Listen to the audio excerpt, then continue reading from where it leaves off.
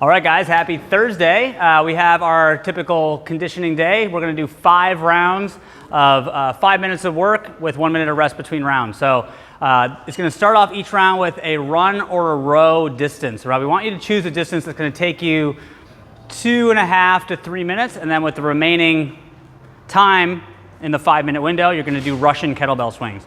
Okay, so Russian kettlebell swing is a fun day to work with a weight that a little heavier than you're used to. We don't have to go overhead. It's a hip hinge back and bringing the kettlebell up to eye level. Okay, notice on the back side of the swing, right, my back is nice and rigid, my hips go back, my shins are vertical, loading that posterior chain, and then as I come through, I squeeze, flex my quads, squeeze my butt to give momentum onto that kettlebell, okay? So this is gonna be tighten on the lungs, the grip. If you go lighter, you'll be doing big unbroken sets. If you go heavier, you'll have to probably break it up, okay? So you run a row with the remaining time in 5 minutes, do as many swings as you can, you get a minute rest, and we'll do that 5 times through. So that's our conditioning. We do have a finisher today as well.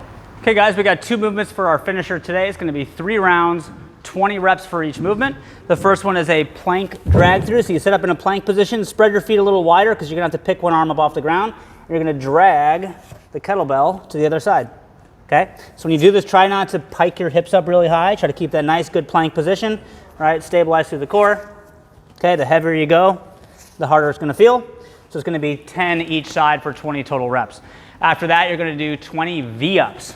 Again, every time we prescribe V-ups, I remind people this is a scale for toes to bar, but it's not a throwaway movement. It's a really great movement to develop toes to bar strength, get your core and hip flexors strong. And when you do this, really focus on good quality. And what I always talk about is keeping your legs straight. To do this properly, don't bend the knee. So I start with this nice hollow body position. I snap up. Okay, and I don't let I see a lot of people bend their knees just to try to touch their toes. So really focus hard on keeping the legs straight. It'll get your hip flexors strong. That being said, if V-ups are hard or 20 reps is hard, you can go to a tuck up. Okay, have good control. For both variations at the top, you want to be sitting just on your butt. You don't want to end up like this, okay? And on the other end, you also don't want to flop to the ground every time. Okay, trying to keep your feet off the ground, keep tension in your core the entire time throughout, focus on good quality. So 3 rounds, 20 reps each, that's our finisher. See you tomorrow.